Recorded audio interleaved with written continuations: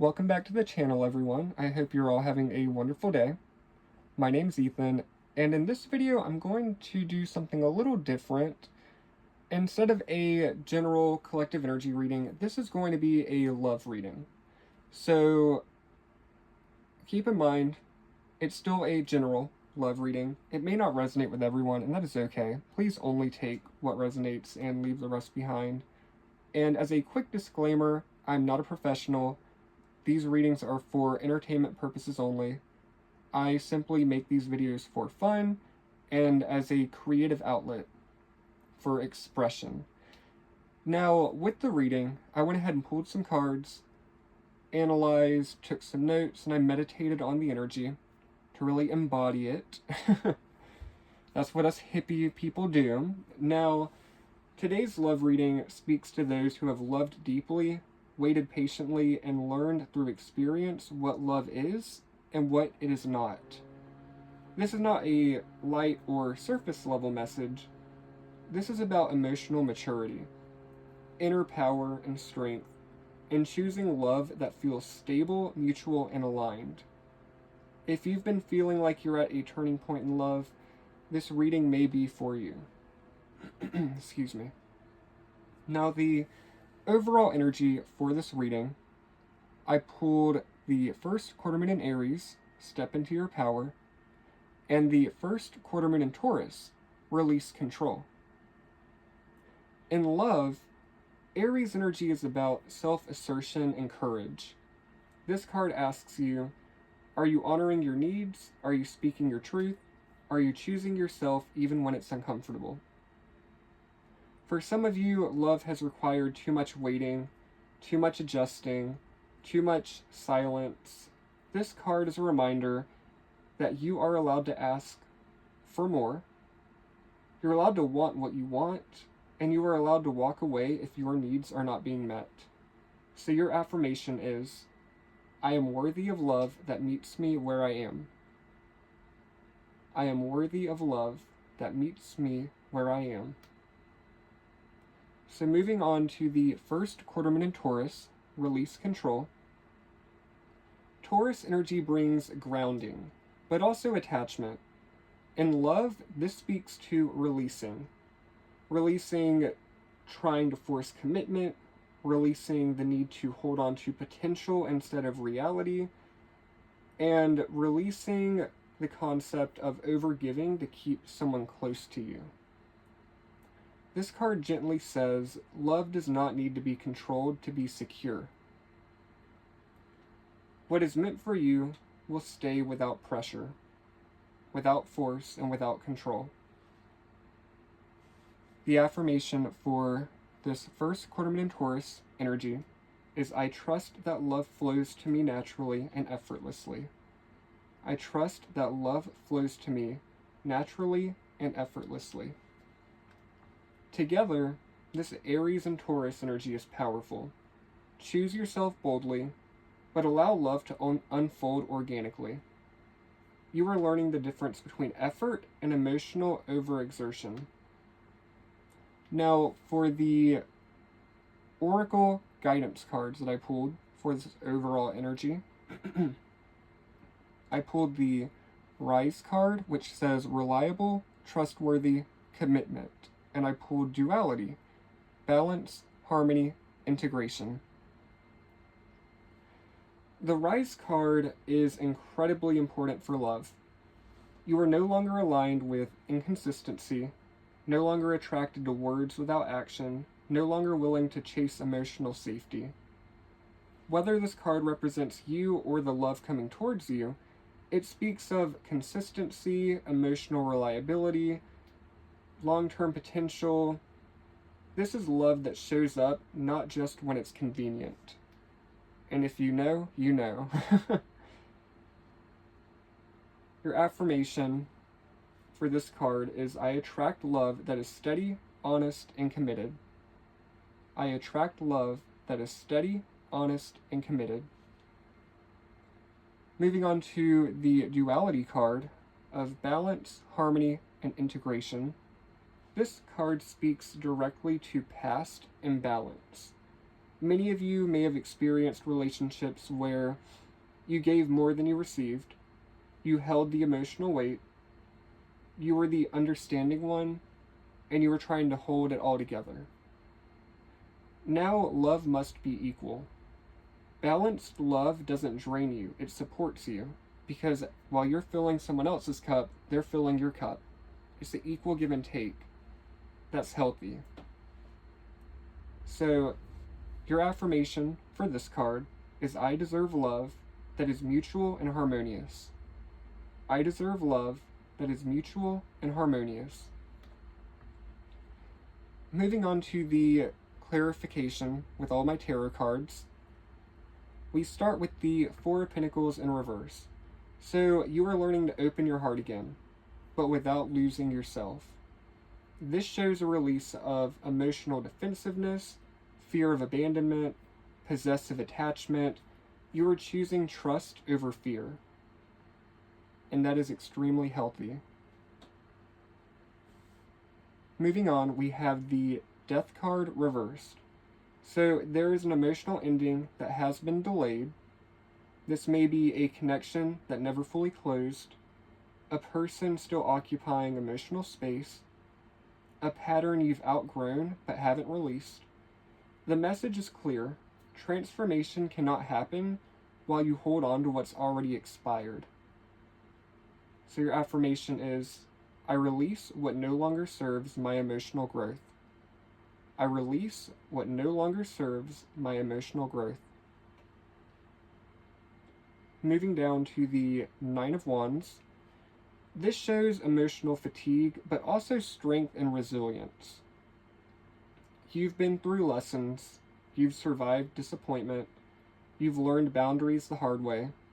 Trust me, I know. As a Cancer myself, I know all about the boundaries. Having to set those because people will take advantage of take, and walk all over you and break your heart. I laugh about it now, but I don't want to get too sidetracked, but just understand that if you've been in a situation like that, I get it. I understand. So with the Nine of Wands, you are not closed off, you are selective in this energy. And that's wisdom, not fear, which is really healthy because it shows transformation and growth. But it was not easy to make it to this energy. The Ten of Cups appears as reassurance. True emotional fulfillment exists for you. Healthy love exists for you. Joyful partnership exists for you as well. But it comes when you choose alignment over attachment. Alignment is all about that soul connection, not the material, not looks. Looks fade over time. You have to really take it slow, become friends with the person, and make sure that you are aligned in all parts of each of your worlds, because even just little things, political differences, spiritual differences, if one of them wants to go to bed at 8:30, the other one doesn't want to go to bed till 10 p.m., that can create conflict every single night, and after a while, you don't want to deal with that cycle anymore. Been there, done that. So, just saying, love is available. It is, it is in the realm of possibility for you. I don't have all the answers. I'm just reading the cards and trying to make it all make sense for you.